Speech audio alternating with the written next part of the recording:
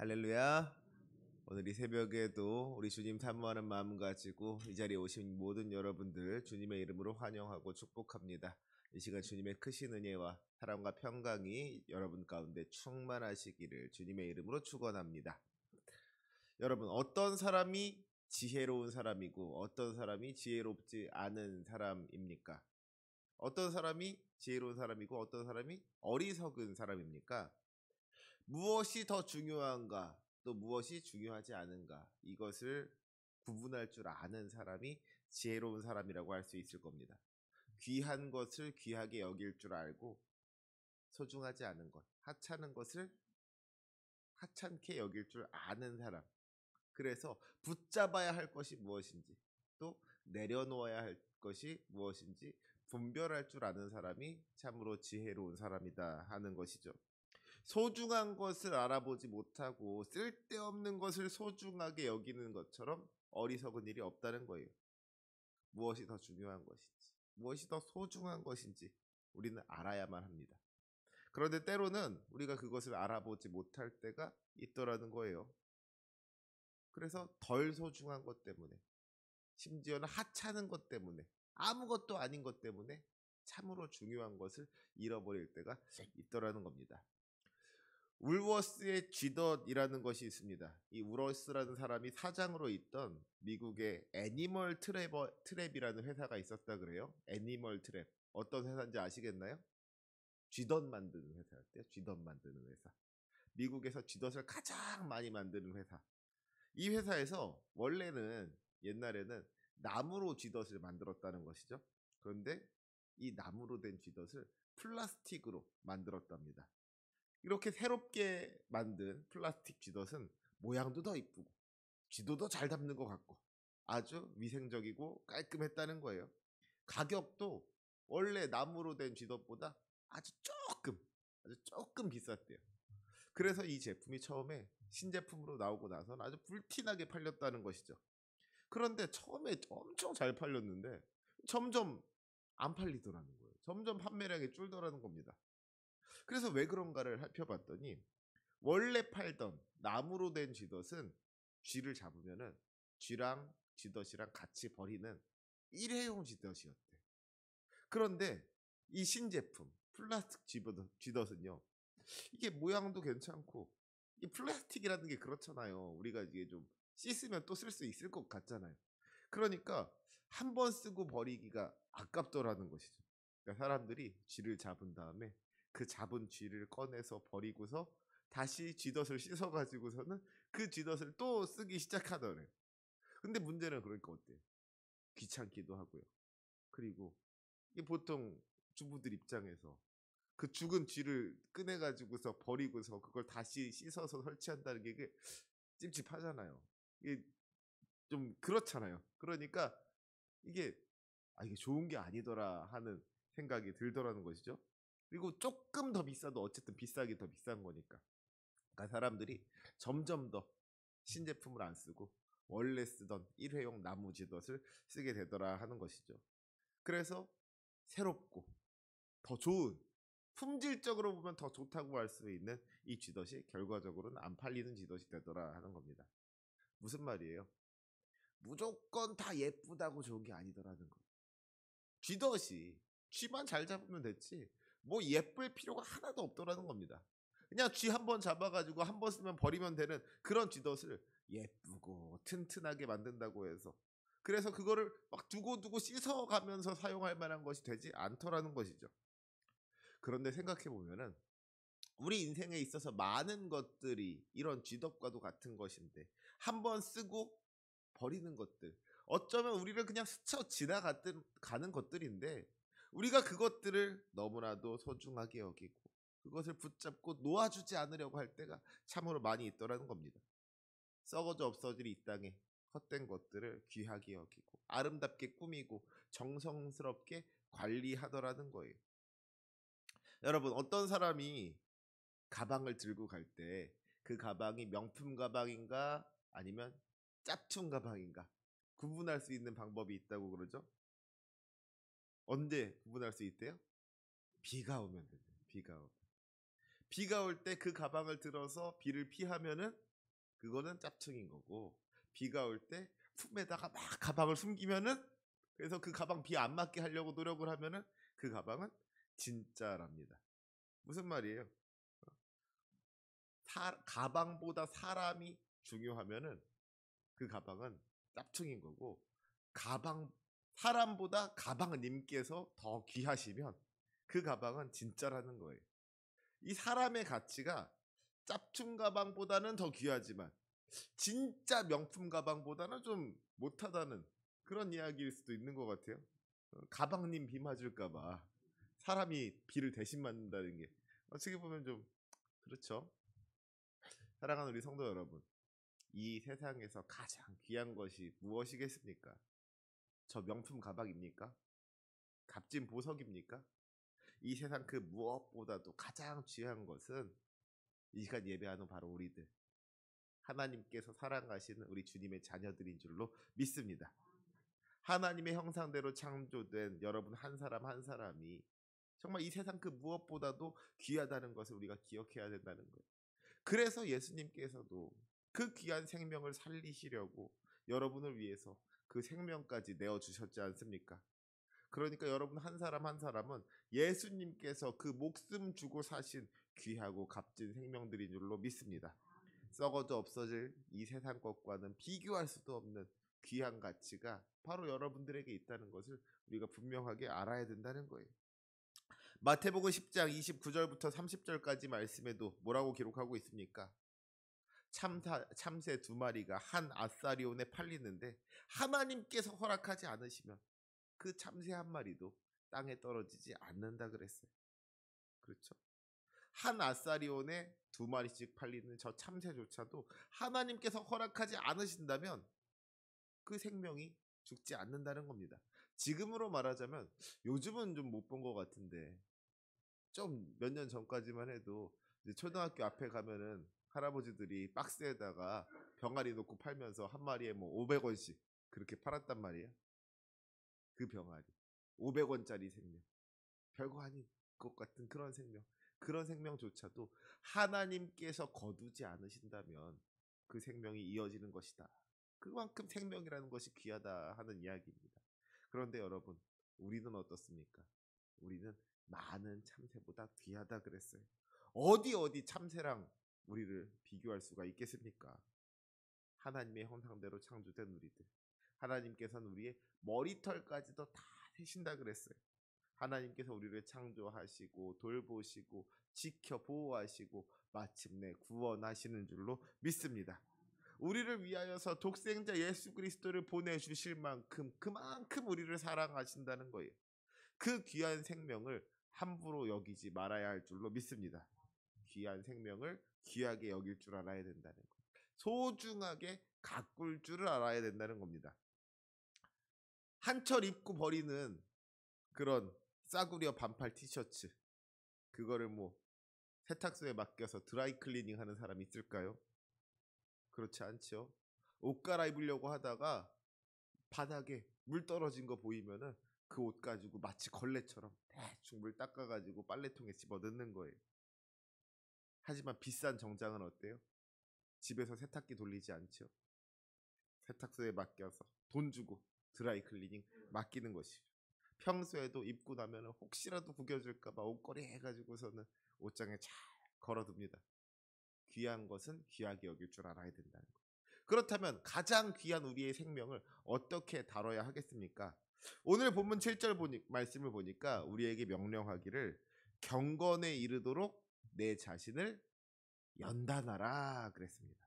경건에 이르도록 내 자신을 연단하라. 이 말씀처럼 우리는 경건을 연습해야만 합니다. 왜 그렇습니까? 이어지는 우리 본문 8절 말씀 함께 읽어보도록 하겠습니다. 8절 말씀 함께 읽겠습니다. 시작. 육체의 연단은 약간의 유익이 있으나 경건은 범사에 유익하니 금생과 내생의 약속이 있느니라. 아멘. 육체의 연단에 약간의 유익이 있다 그랬어요. 육체를 연단하면, 육체를 단련하면 좋긴 좋다는 것이죠. 운동하면 건강해집니다. 그렇죠? 그런데 그 유익이 뭐 대단히 크진 않다는 거예요. 약간의 유익이라는 것이죠. 그도 그럴 것이 운동하면 건강해지긴 하는데 몇 달만 운동을 멈춰도 어떻게 돼요? 원래대로 돌아가더라고요. 아무리 운동으로 잘 다져진 몸이라고 할지라도 나이가 좀 들면 혹은 병에 걸리면은 다시 또 연약해지는 것을 보게 됩니다. 육체 건강이 중요하지 않다는 게 아니에요. 몸이 건강한 것도 중요합니다. 하지만 그보다 더 중요한 것이 있다는 것이죠. 바로 영혼이 건강해야 된다는 거예요. 우리 영혼이 건강해야 한다는 겁니다. 우리의 육신이 썩어져 없어진 후에도 영원토록 남을 우리의 영혼을 건강하는 일에 우리가 힘써야 한다는 것이죠. 그렇다면 어떻게 하는 것이 우리의 영혼을 건강하게 하는 것이냐? 오늘 성경이 분명하게 말씀하는 게 뭐예요? 망령되고 허탄한 신화를 버리고 경건에 이르도록 내 자신을 연단하라 그랬습니다. 경건에 이르도록 내 자신을 연단하라. 경건을 연습하라는 겁니다. 경건의 훈련이 필요하다는 거예요. 세상에 연습하지 않고 한 번에 처음부터 잘 되는 건 아무것도 없죠. 하다못해 젓가락질 하나조차도 연습하지 않으면 되지를 않더라고요. 이제 사실 저랑 같이 식사를 해보신 분들은 아시겠지만 제가 젓가락질을 잘 못합니다. 뭐 어떻게 대충 집어먹기는 하는데 모양이 잘 안 나요. 그래도 뭐 젓가락질 못한다고 밥 못 먹는 거 아니니까 적당히 대충 살았죠. 그런데 아이들을 키우니까 이게 조금 문제가 되더라고요. 근데 당장 저부터가 젓가락질을 잘 못하니까 내가 뭘 할 줄 알아야 애들을 가르칠 거 아니에요. 그러니까 애들한테 젓가락질을 가르치질 못하는 거예요. 그래서 보니까 에디슨 젓가락이라고 젓가락에 동그라니 고리가 달려있는 게 있더라고요. 그거 하나 사가지고 애들 주면서 니들이 알아서 연습해? 그러고서는 말았어요. 그리고서 신경을 쓰질 않았습니다. 알아서 잘 먹겠지. 그런데 우리 딸이 초등학교에 들어가서 2학년이 됐는데 어느 날 보니까 초등학교 2학년이 된 아이가 아직까지도 젓가락질을 못하는 거예요. 집에서는 에디슨 젓가락 쓰니까 몰랐어요. 그 고리 달린 젓가락으로 집어먹으니까 몰랐습니다. 그런데 요즘 이제 학교에서 밥을 주잖아요. 학교에서 급식을 준단 말이에요. 근데 학교에서 급식을 먹는데 거기서는 에디슨 젓가락 주는 거 아니잖아. 숟가락 젓가락 제대로 된 숟가락 젓가락을 주는데 얘가 학교에서 밥을 먹는데 젓가락질을 못하니까 어지간한 반찬을 다 그냥 숟가락으로 퍼먹은 거예요. 그리고 그나마 젓가락을 쓴다 그러면은 그 젓가락으로 집어 먹는 게 아니라 젓가락으로 찍어 먹은 겁니다. 그렇죠? 근데 얘가 초등학교 2학년이 됐는데 벌써 학교 다닌 지 2년이 됐는데 2년 동안 그렇게 숟가락으로 대충 퍼먹고 젓가락으로 찍어 먹고 했다는 얘기를 들으니까 좀 속이 상하더라고요. 그래서 그 이야기를 듣고서 제가 우리 딸을 붙잡고 연습을 시켰습니다. 제가 못하니까 저도 유튜브 틀어놓고서는 젓가락 잘하는 법 유튜브 영상 틀어놓고서는 야 이렇게 하는 거야 그러면서 옆에서 계속 가르쳤어요. 30분, 1시간, 2시간 몇 시간 동안 이 아이를 붙잡고서는 젓가락질을 가르쳤습니다. 근데 그게 잘 돼야 말이죠. 젓가락질 하나를 놓고 2시간이 넘도록 연습을 하니까 나중에는 얘가 막 울려 그러는 거예요. 눈물이 그렁그렁해요. 그래가지고 야 울지 마 괜찮아 그러니까 지가 자존심이 있어서 그런지 나 우는 거 아니라고 하품했다고 막 그러는데 앞만 봐도 얘가 지금 막 눈물이 그렁그렁한데 근데 그래도 그러니까 얘가 울려 그러니까 그만 시킬까 나도 젓가락질 못하는데 잘 사는데 굳이 뭐 젓가락질 때문에 얘를 이렇게 힘들게 할 필요가 있을까 고민이 되더라고요. 근데 그래도 지금까지 2시간 넘게 고생한 게 헛수고가 되는 거니까 그러면 그래 끝까지 한번 해보자 그러고서는 계속 울거나 말거나 연습을 시켰습니다. 근데 어느 순간 그랬더니 젓가락질이 되기 시작하는 거예요. 그 젓가락질이 되는 거 조금 전까지 안 됐는데 갑자기 되는 순간이 오더라고요. 그러니까 얘가 신기한 거예요. 너무 재밌는 겁니다. 야 그러면서 자꾸 저한테 고맙다 그러는 거예요. 아빠가 연습시켜줘가지고 자기가 젓가락질 잘하게 됐다고. 연습하기 전에는 못했는데 이제 할 수 있게 됐다고 고맙다는 겁니다. 그러니까 무슨 말이에요? 저희 딸이 2년 동안을 무려 2년 동안을 학교에서 점심때마다 젓가락을 만지면서도 젓가락질을 연습하지 않으니까 이 젓가락이 반찬 찍어 먹는 막대기 2개에 불과했다는 것이죠. 하지만 마음을 굳게 먹고 연습을 하니까, 훈련을 하니까, 속이 상해서 울면서도 계속해서 연습을 하니까 그렇게 안 되던 젓가락질이 마침내는 되더라는 것이죠. 그때 그 기쁨, 그때 어떤 성취감이 얼마나 컸겠습니까? 만약에 안 된다고 조금 연습하다가 1시간 2시간 연습하다가 포기했다면 아마도 어쩌면 평생 젓가락질 못하는 아이가 되었을 수도 있는 거예요. 그 다음에 다시 젓가락질 연습하려고 하면 이게 잘 됐겠냐고요. 하기 싫은 마음이 더 커졌겠죠. 저번에도 안 됐는데 이번에도 안 될 거야. 낙심됐을 겁니다. 하지만 포기하지 않고 이루어내니까 그때 성취감과 기쁨을 누릴 수가 있더라는 거예요. 나도 할 수 있다는 어떤 자신감을 얻을 수가 있더라는 겁니다. 신앙생활도 마찬가지인 것 같아요. 그냥 젓가락 붙잡고 있는다고 젓가락질이 늘지 않는 것처럼 그저 교회 왔다 갔다 한다고 성경책만 붙잡고 있는다고 우리의 믿음이 자라지 않더라는 것이죠. 우리의 믿음에도 훈련이 필요한 겁니다. 기도의 훈련이 필요하고요. 찬양의 훈련이 필요하고요. 말씀의 훈련이 필요한 거예요. 예배의 훈련이 필요한 겁니다. 처음엔 좀 잘 안 되더라도, 처음엔 내 생각대로 되지 않더라도 계속해서 훈련하다 보면 어느새 내가 나의 믿음이 자라고 나의 신앙이 좀 더 성숙해진 것을 발견하게 되더라는 것이죠. 처음부터 잘하는 사람 아무도 없다는 거예요. 하지만 부족하고 서툴더라도 감당해 나가다 보면 잘할 수 있게 되는 줄로 믿습니다. 여러분들의 그 노력을 우리 하나님께서 결코 저버리시지 않으실 줄로 믿습니다. 주님께서 도와주실 거예요. 우리가 경건의 삶을 살려고 노력할 때에 주님께서 우리를 붙잡아 주실 줄로 믿습니다. 그 은혜를 누리는 저와 여러분이 되시기를 주님의 이름으로 축원합니다. 특별히 디모데전서는 사도 바울이 너무나도 아끼는 후배 사역자인 믿음으로 낳은 아들 디모데에게 보낸 편지입니다. 그래서 제가 지난번에 말씀드리기를 선배 목사님이 사랑하는 후배 목사님에게 보낸 편지라고도 했어요. 그런데 바울이 이처럼 아들처럼 사랑하던 디모데에게 특별하게 권면하고 있는 말씀이 있습니다. 우리 본문 12절과 13절 말씀 같이 한번 읽어볼까요? 12절 13절 말씀입니다. 시작. 누구든지 내 연소함을 업신여기지 못하게 하고 오직 말과 행실과 사랑과 믿음과 정절에 있어서 믿는 자에게 본이 되어 내가 이를 때까지 읽는 것과 권하는 것과 가르치는 것에 전념하라. 아멘. 누구든지 내 연소함을 업신여기지 못하게 하라 그랬어요. 다른 사람들이 어리다고 업신여기지 못하도록, 어리다는 이유로 무시당하지 않도록 그렇게 다른 부분에 있어서, 믿음에 있어서 본이 되는 모습을 보이라는 것이죠. 말과 행실과 사랑과 믿음과 정절에 있어서 본이 됨으로 말미암아 영적으로 권위가 있는 그런 목회자가 되라 하는 거예요. 사역자라면, 목회자라면 비록 나이가 어리다고 할지라도 믿음에 있어서까지 어린 모습을 보여서는 안 된다는 것이죠. 육체의 나이가 어리더라도 그 믿음은 충분히 성숙할 수 있는 거니까 그 믿음 가지고 그 믿음을 연단하여서 믿음의 본이 되라 하는 겁니다. 사람들이 디모데는 어려서 안 된다고 할 때 그 편견을 깨트리라는 거예요.